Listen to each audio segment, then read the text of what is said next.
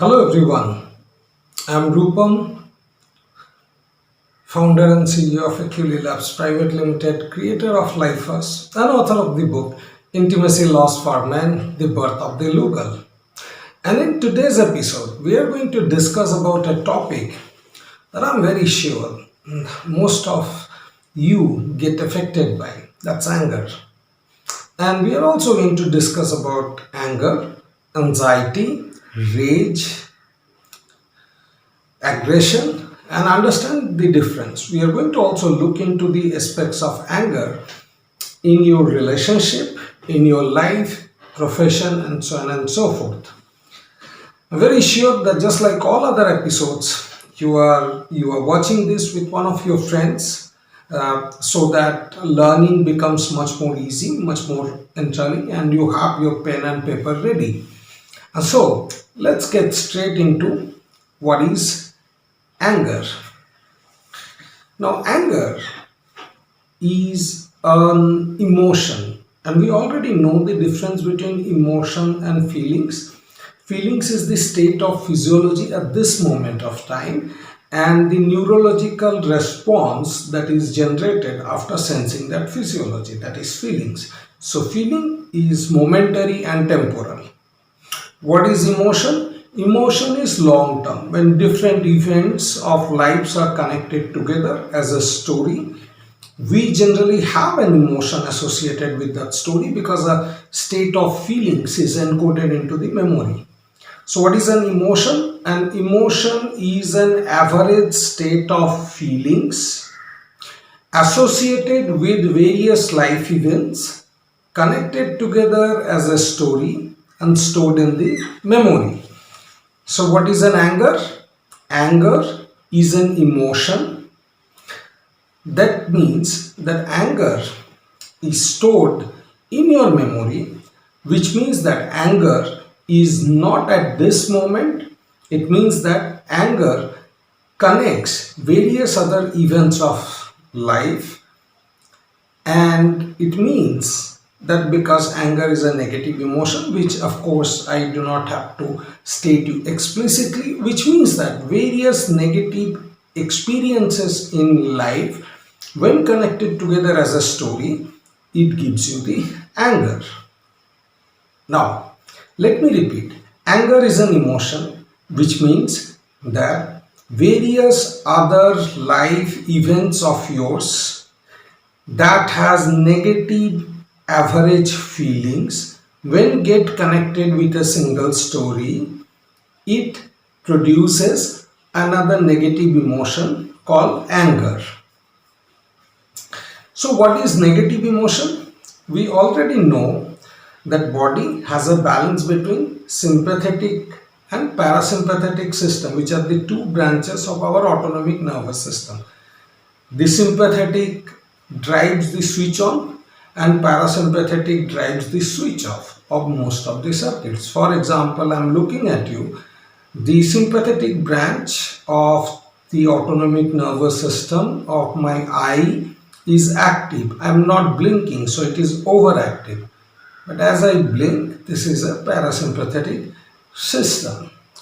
And a negative emotion is one which produces out of extreme amount of positive charge, which includes at the beginning sodium plus ions and then followed by calcium ions, which results from excess work of the body or overwork of the body. So, if I do not blink my eyes and keep on looking at you like this, after some time you may observe that my eyes are stressed. It is stressful. So, I am driving my sympathetic system, and for this there is a lot of plus ions that has to come in, and you can see that now I am overdriving, over pushing my sympathetic system, and my eyes have started already burning. And unless and until I close my eyes, it will remain to be in stress. So, a negative emotion is essentially when heart rate increases, Autonomic nervous system is in the sympathetic mode, which means that body is pushing, overacting. It's driving more than it should. The off switch, that is parasympathetic system, is lessened.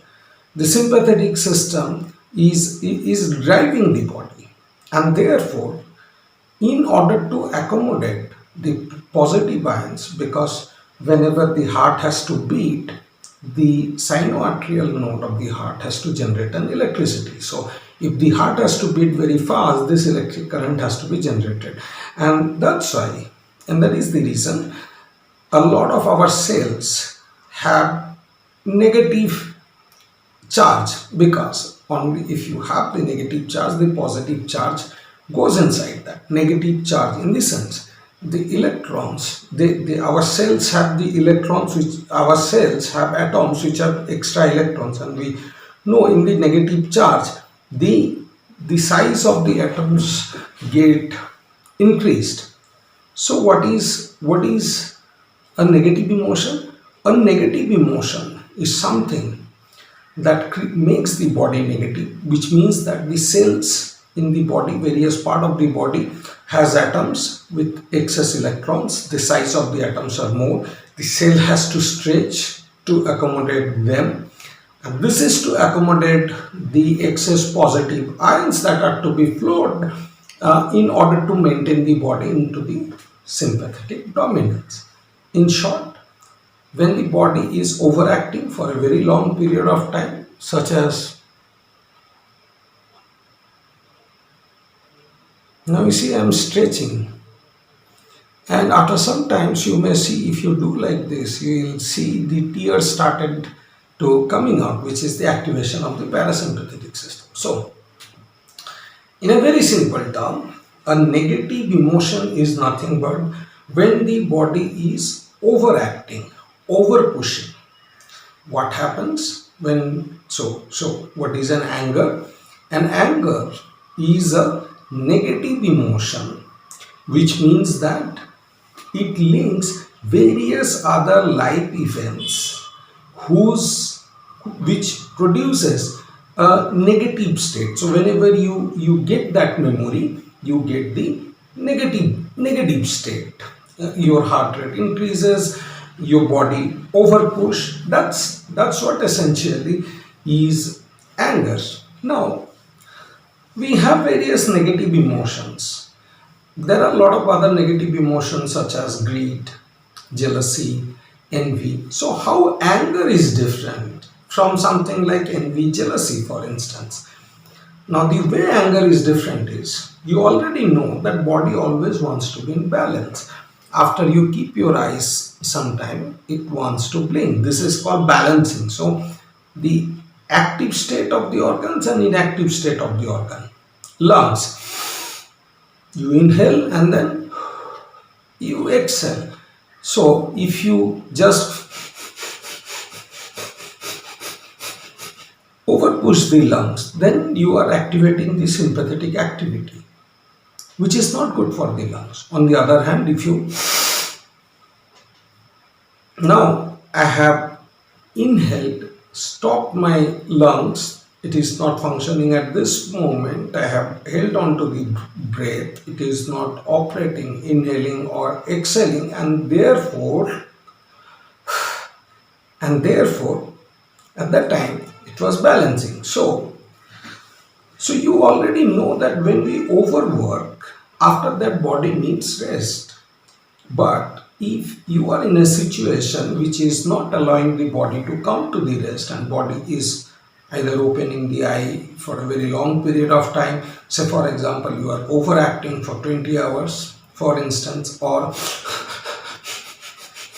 you are over pushing your lungs for example, because you are running, or for example your heart rate is very high because you are pitching and you are going around. Under that situation, a lot of events, they have this negative memory and our body gets negative, but the body doesn't want to overwork. The body doesn't want to overwork. So brain always tries to solve this problem, that why am I overworking? What should I do in order to eliminate this overwork so that I can get rest? We already also know that there is something called readiness potential. There is no such thing called free will. For example, if I lift my hand, much before I am lifting my hand, an action potential is already generated in the brain. And as I am lifting my hand, it takes at least 350 milliseconds for my awareness to detect this hand lifting. But this motion brain has already created. So everything that you do in life is decided by the brain, by the autonomic function of the brain. It's like autopilot. The only thing that you can do is you can stop something from doing. You can stop brain from doing what it wants to do. So there is no such thing called free will, but there is something called free will. So you have the ability to decide what not to do, but you don't have the ability to decide what to do. Brain decides what to do. So if you are pushing for something, say for example, you want more promotion and you are working very hard, 20 hours, you have given up everything. Now you are not doing, your brain is doing. You are not pushing, your brain is pushing. And why brain is pushing? Because from the very childhood, you probably were loved very conditionally by the parents.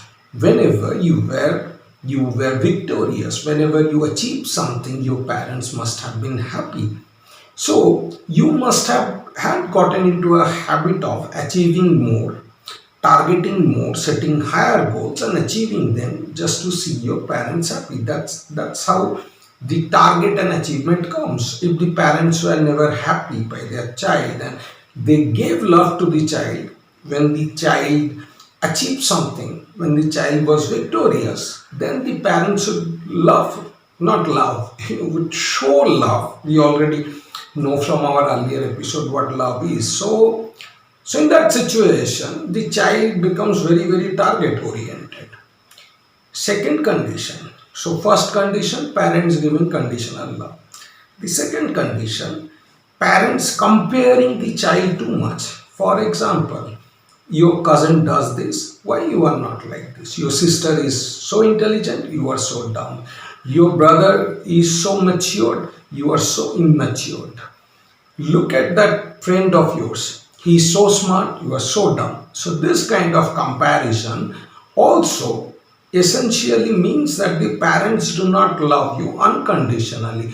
And again, this is the initial memory which makes the brain to think, what extra can I do to get the parental love? Because that's the fundamental desire of the brain as a child. So second thing is comparison. The first thing is conditional love when the child is successful. The second is comparison. The third one is control. So for example, if in the childhood you wanted to go and play with your friends and the parents would say, no, don't play with that friend. You wanted to just draw something, your parents said, no, just go and play. You wanted to just sit there and have some fun, your parents said, no, go and do homework. So if your parents had dictated what you should do, what you should not do, what you must not do, then under that situation, the brain gets extremely irritated and brain wants to figure out what I must do always to keep myself busy, because the child brain cannot take such dictation. It wants to explore. So the brain was not exploring because of the control. So number one, conditional love. Number two, comparison. Number three, control. And number four, complaint. If the parents complained to their child a lot, you do not do this, you do this, you are not good at this, you are like this. And if they were never satisfied with the child, this is then under all these situations, the brain wants to do more to make the parents happy. So this is a habit of doing more, pleasing people, trying to achieve more that gets embedded into the brain in the very early childhood. Right? I'll give you an example. One of my very dearest friends, who was a founder of a healthcare company, he was very fat, indeed. However, he was solving a problem in the healthcare for a very long period of time. And when he started this startup company, he went to meet his father and he said, "No, I'm starting a startup company." And the father asked, "Okay, what is that company?" And he said, "A healthcare company." Father looked at him and said, "Oh, you, healthcare company, good luck to your customers." So now this completely breaks the moral. Yes, he is quite mature. He's about 40. The point is, when the parents do like this, the brain wants to prove, right?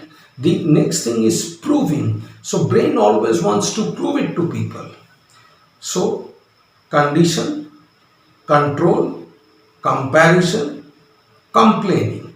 If parents did follow this four, the brain tries to achieve, please, achieve more, please others, and then it tries to prove. So therefore, obviously, if you try to please others, there are so many people and nobody, happiness and pleasure is own choices. Right now, you know from these episodes that nobody can please others because the internal state is our own. So if you try to please other and those are already negative, they have chosen to be negative, you cannot do anything about that. But you will overwork. If you try to prove, there is nothing to prove. You have a life, you have both hands, eyes, you have a great life, you are surviving, you have water, you have air. God has given you everything. There is nothing to prove. You already have everything. God has already invested over 150 crore rupees on you on free year and whatever itself. So you have your life. But then you try to prove, which means that you are not satisfied with your life and want to do more to prove. People pleasing and proving, these are the two things. The third thing is achieving. You want to keep on achieving. You want to keep setting goals and achieve. Now, under all this situation, brain will always be trying to be in the very active mode. And this pleasing, proving, the pleasing, proving and achieving, pleasing, proving, achieving, pleasing, proving, achieving. And finally, it will become problem solving. Pleasing, proving, achieving, problem solving. Pleasing, proving, achieving, problem solving. This will become a pattern in the brain from the very early childhood. And therefore, anything you want to do, for example, you make a good poetry, right? You compose a good poetry. Now, you would not feel any good about composing a good poetry. You would want to publish it online and let people appreciate you. So, you are trying to please people and prove yourself that, yes, I can write good poetry. You brought yourself a very nice dress, but you would not be pleased because you would not want to wear it in a party where other people would not have access to such a great dress. So you are proving here, right? You are not pleasing, you are proving here. So somebody says and tells you that you are in a good position. Somebody says and tells you that I need a job. No, my life is completely screwed. So you would immediately go out of the way to help that person. You are trying to please him. You are trying to buy love. This is a habit which gets developed in the early childhood. You are trying to buy love. And therefore, even after helping him, for example, to get a job, you are looking for his validation. And so you even while helping somebody else, you are essentially trying to feel nice, feel good. So this is not natural, right? And next is position and power. So when the parents control their children excessively, controlling. Now I told you what you should do, what you should not do, whom you should go out, whom you should not go out, what you should study, what you should not study, what you play, what you should not play, when you should go to sleep, when you not go to sleep. If everything, each and everything of your life was controlled by your parents, then the parents and child relationship becomes completely dominant and subjugated relationship. It's a dominant, subjugated, unnatural relationship. So your parents are then exercising their authorities on you. They would be asking questions: where did you go? Why didn't you come at the right time? Why you are eating like this? Why you did not eat like this? I told you to do that. Why didn't you do that? So the parents are exercising their authority on the children. If your parents had exercised their authority on you, and how do you know that they did? Probably while describing your parents, you might end up saying that my father was a strict father, my mother was a very strict mother, or my mother sacrificed a lot, or my father sacrificed a lot.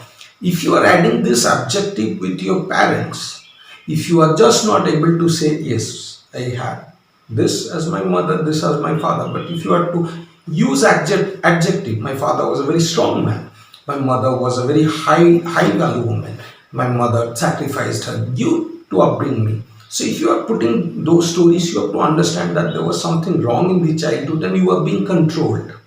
So if you were being controlled in the childhood, the child-parent relationship, which is a very natural, very intimate relationship, that intimacy doesn't exist. And under that situation, what happens is, if that is the situation, then what happens is your parent is acting like an authority and the child is following that authority. It is like under a prime minister. So your desire to achieve more position and power gets very higher from the childhood. The child brain thinks, okay, my father dominates me because he is authority, he is powerful, let me also become powerful, then I can dominate.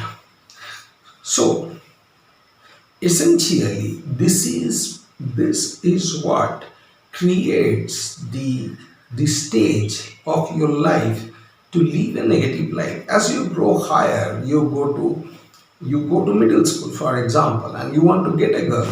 Why?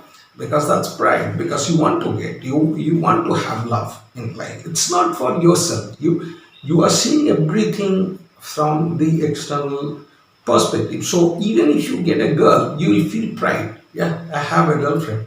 It's not that you are leaving the relationship. I have a girlfriend. I have proven that I can have a girlfriend. When you become the captain of the school team, you are not accountable. You feel, finally, school has recognized my capabilities. I have become captain of the school team. So, if this has continued, if you have got a job, finally, my mother has sacrificed so much for my life. I finally have got a job. I have finally today shown my cousins who is the boss. I've got a job in the MNC. My life is all set. They could not do that.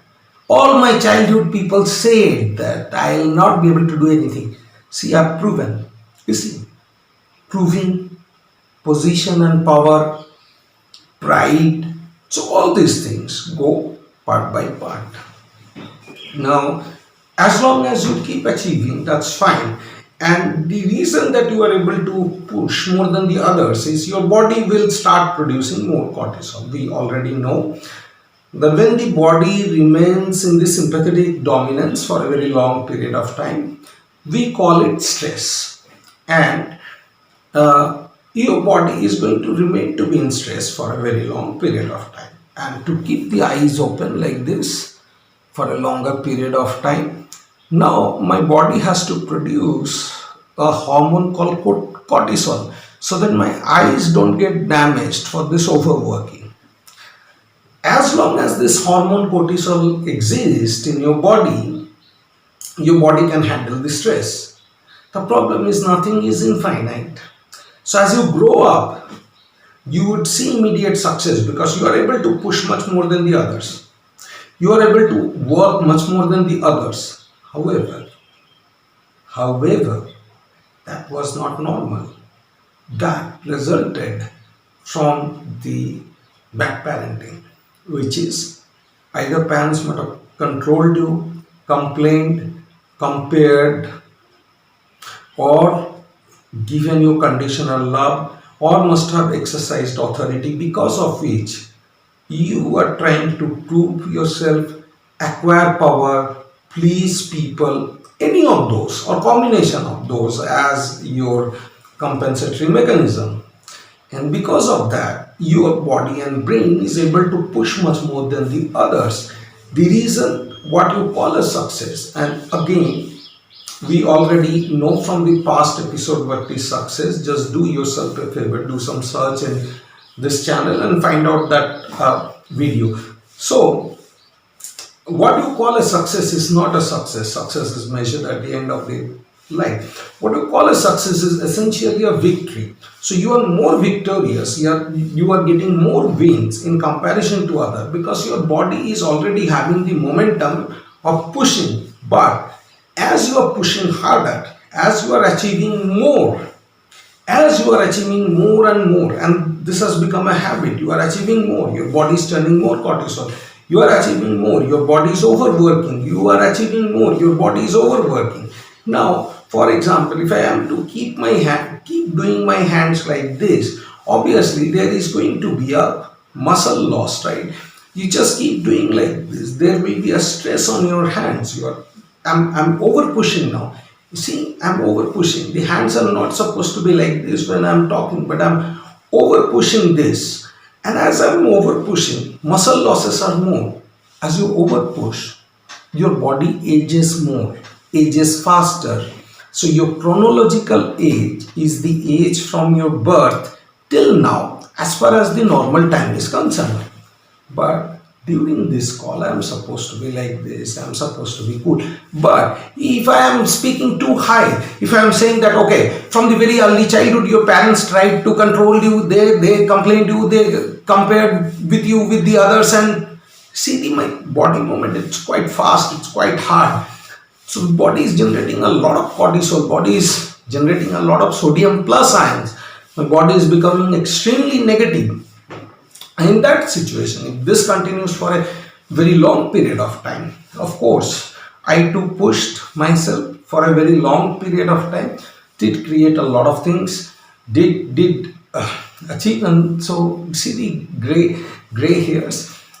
All right, so as you push yourself, you are able to get those achievements because your body is in the momentum, it is pushing harder. Why? Because it's in habit. However, what is happening is, if you are pushing harder, your body is aging harder, aging faster, because it is producing more energy than it is supposed to per day.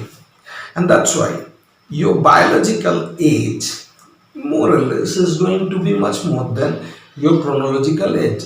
It's at least about 10 years. And I'm going to leave you a life first test in the description below. You can check your biological age from the test. All right, so you are aging more.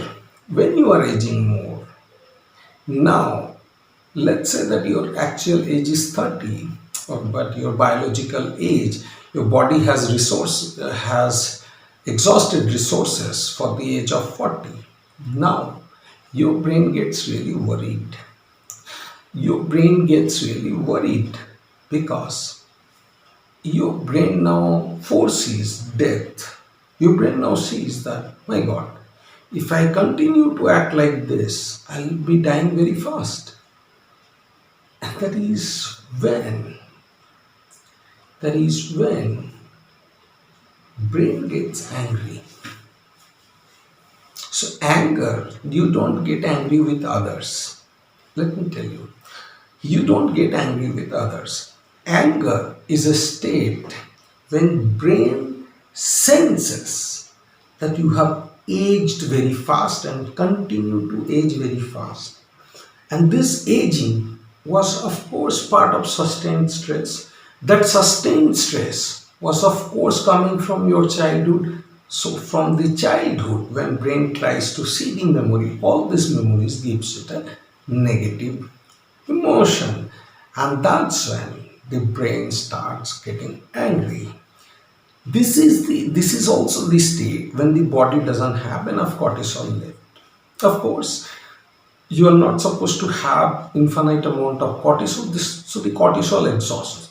For females in modern day, that's about 28 years. For the males, that's about 35-40 years. Cortisol exists because in my experience, in my time with lifers, what I've observed is about 8 to 10 years is on an average increase of the biological age. So females 35 year is the age, and I have covered that in a video why genetically females have a high reproductive system by the age of 35. So 35 plus 35 minus 8 years, 8 to 10 years, 10 years, so it's 27 years. For males, they have up to the age of 45, their reproductive function is good. So minus 10 years, that is 35. So female from the age of 28 and males from the age of 35 will start feeling a lot more angry. Why? Because the body is accustomed to pushing, but now it doesn't have the cortisol. Okay, brain wants to push, but it doesn't have cortisol. Brain looks back at the life. It now slows down. It tries to look back into the life. Whatever emotion it gets, it's a negative emotion. Parents scolded, parents controlled, parents compared, parents complained, parents exercised authority. So your body becomes completely negative. Your brain doesn't find a solution because why it doesn't find a solution? Because there is not enough cortisol. So what is anger? Anger is a negative emotion. Negative emotion is negativity linked to a lot of your life's connected memories. So anger is a negative emotion where brain is no more capable of pushing your body. Where brain is no more capable of pushing your body because cortisol has exhausted. Your body is incapable of producing enough cortisol. So your brain gets angry, and then it wants to release that anger because now that anger will create a negative feeling. We know that you can experience the emotions, you can feel the emotions. Feelings are not emotions, but you can feel the emotions.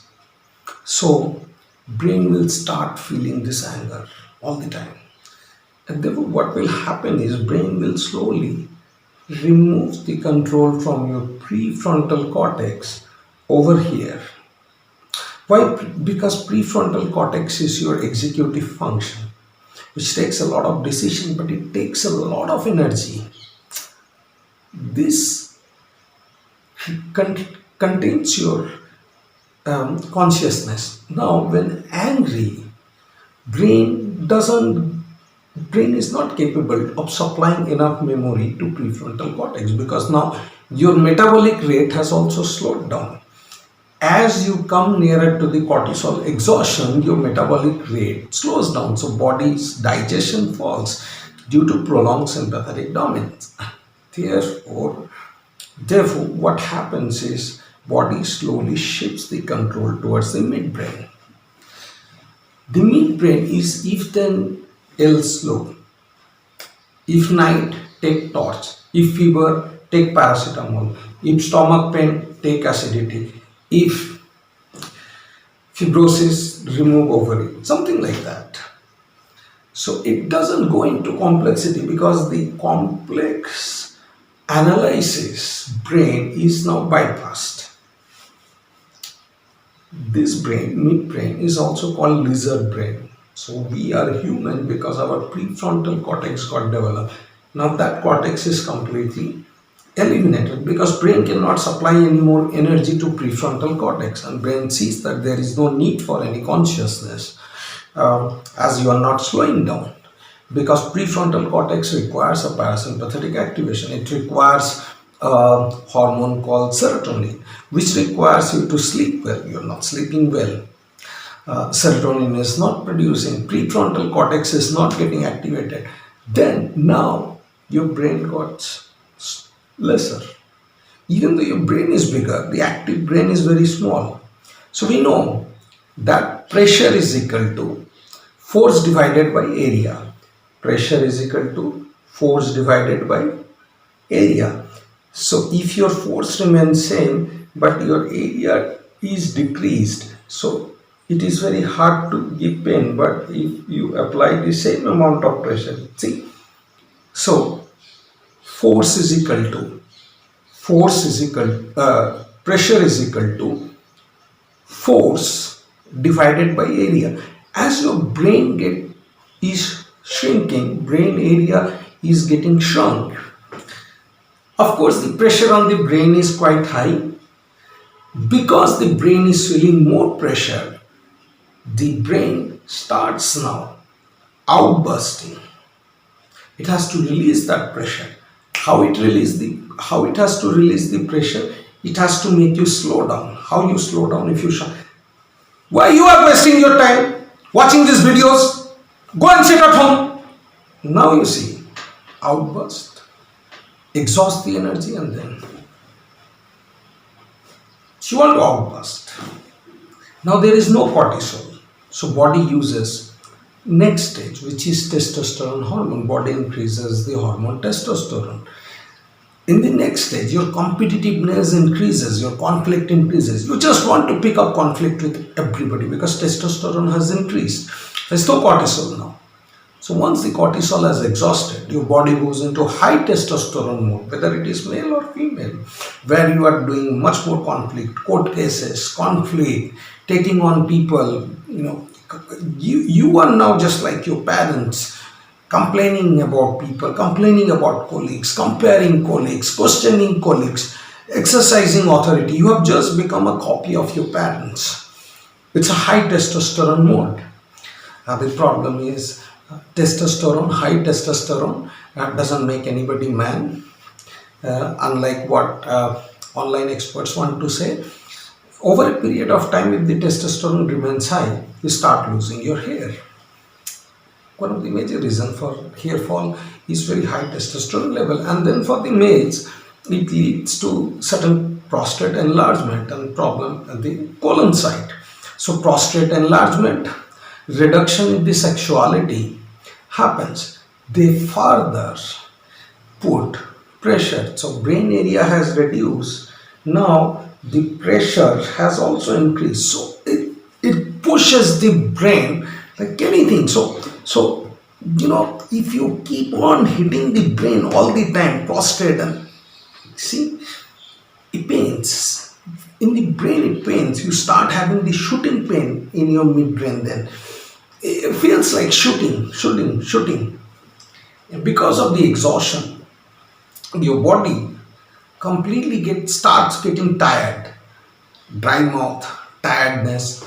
That's when anger translates into aggression. Aggression is a compensation to release the anger. Just go here. Just go from here. Just don't do it. See the reaction. It produces adrenaline and you just burst out. Rage. Just want to end it. Why it is happening? Because the brain knows if you have an outburst, your energy will be exhausted immediately and you will take some rest. Because if I am talking to you slowly, I can go on for 1 hour. But if I increase my voice and if I start taking the classes in this fashion, I cannot go for 1 hour. So it's a compensatory mechanism for the brain that it becomes aggressive. And the last stage, when the testosterone can also not be increased, cortisol has vanished, adrenaline is exhausted because there is an adrenal gland on the top of your kidney that produces this adrenaline hormone. they also get exhausted at that moment. But your brain is still having a habit of pushing, achieving more, pleasing people, but your body has no capability now. Your brain has no capability. It has a habit it wants to do. It doesn't know anything else. It it has to push, it has to prove, it has to acquire position. Your brain wants to go higher, but it doesn't have the ability. The body's metabolism has slowed down. There is no cortisol, no testosterone, there is no adrenaline left, and that is when the body collapses. It's the precursor to things like blood pressure and heart disease. A lot of people say it's lipid and other things, but if you are having heart disease and if you are watching this video, you may know very well that everything in your life followed this pattern. So this is the reason that the anger happens. And if you are in the middle age, right, we already have diagnosed the root cause. Now what do you do? This is the solution. There is no solution. You are reducing the effect of anger. How do you reduce the effect of anger? Number one, comparison. Never read any online article that compares one to one. Don't talk to a person who compares two people. Don't yourself compare two things. Yesterday's performance, today's performance. Stop the comparison. Next, complain. Don't complain. Don't complain to your colleagues. I was expecting this. Why didn't you do that? No complain. Don't complain.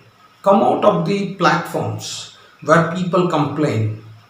Don't talk to those who complain. Somebody says, why didn't you come to my home at the right time? Just cut off the ties. No complaint. Don't complain from your life. Say, I have been invested almost, I've been invested for almost 200,000, 300,000 worth of just free oxygen. So I'm good. So don't complain. Yourself don't complain. So don't let any comparison to come to your brain. Anybody compares, stop them. You compare, stop yourself. Don't complain. Don't let anybody complain. Don't work in the public platforms or any other social media platforms where a lot of people complain. So this is number two. Number three, because your parents exercised authority. Anyone who exercises authority, you must stop. If you are the boss, don't remain to be a boss. Just take a work where you are free. For example, work in a small business, make a tea stall. I don't know, but just don't boss around. Don't exercise authority. And if you are an employee who has a very dominating boss, then leave that job immediately. Don't let anybody else to exercise the authority. Number three is that authority. Number four is the conditional love. If you are in a relationship, it should be just test. Bring something very expensive to home.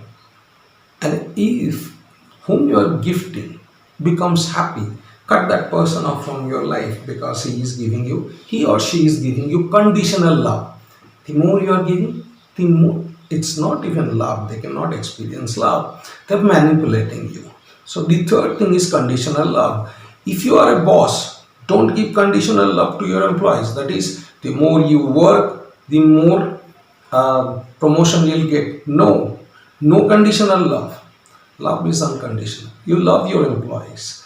Don't give them carrots. For example, the sales leader of the month. No such things. No such thing. No conditions. Eliminate that. You'll waste those people. And if you are working somewhere, your company is motivating you. Those who top the sale will get an award, best sales performer of the year. Don't take that. Don't take that award. Right? Okay. The next thing that your brain has is a lot of negative news. Stop all the news sources. Stop all the news sources. You don't want to feed news. You don't require news. You have to give yourself the chance now to get out of this negativity, which is very difficult. As you know, if your age is 30, it's a 30 years of emotion that you are carrying. Of course, there is no solution to it. You have to invest next 5 to 10 years to try to eliminate them from your body, right? But at least if you become aware and start taking the test, someday or the other you will achieve something, right? At least the effect are not going to be as bad. So do this. Stop running. Don't. By physical exercise, you don't solve the problem. You need rest. Just have more rest. You may not be able to sleep. If you are already watching this and you are angry, you will not be able to sleep. If you are not able to sleep, don't worry. Just read book and sleep. Just sleep. Sleep. One day you will not be able to sleep. Just sleep. 2 days. 3 days. Anytime. Sleep. Give your brain the rest. Just sleep. And slowly, parasympathetic system will take over slowly, very slowly. 1 minute every day or 30 seconds every day, you will sleep more. 30 seconds, 30 seconds, 30 seconds, 30 seconds. And within 6 to 1 year, you will see that you are able to sleep half an hour more. Continue. Don't get anxious. Just tell yourself that yes, this lack of sleep is because of so many years of negativity. Just give yourself up to a year, and you'll see within a year your sleep will be significantly improved. When your sleep will be improved, your skin will glow, the dark circles will be gone, your hair fall will stop if you already have a hair fall, and you will feel less angry. Remember, nobody is angry on the other. Anger is a state of the brain. When the brain doesn't have too much of cortisol, and when brain has a habit of pushing, and when that pushing is outcome of the childhood bad parenting of conditional love, comparison, complaining, authority, then brain gets angry. When you release that aggression, when you release that anger, it is on the some other person. Your brain is trying to find a excuse to release that anger in order to exhaust your energy very fast so that you go to sleep. I hope that I've been able to explain you what is anger, what is rage, why you get angry, and at least I've given you some thoughts to start taking control over your life. Just don't look for 10 points to reduce your anger. It doesn't happen. Life is about meaning. You have to search for the meaning in life. Also, those of you who really wants to find the meaning and are suffering in your relationships, please get the book Intimacy Lost for Men, The Birth of the Local. It is a spiritual intimacy book that makes you intimate with your life, past, family, your genesis, your relationships, professions, and everything. And therefore, just get the book from us. And I'm also giving you a coupon code over here. The book is written by, of course, me, and it is from the site that is part of QLE Labs. So this coupon code is to give you 20% discount because of your association with us, the time that you are taking to take control of your life. Please slow down. Think deep inside. Life is not worth pushing and chasing. What made you successful yesterday would not make you successful tomorrow, because what you called a success was merely a victory, and every victory needs body to overpush. Thank you. That's all for this episode. I'm Rupam, and see you again tomorrow with another episode on intimacy Have a great day.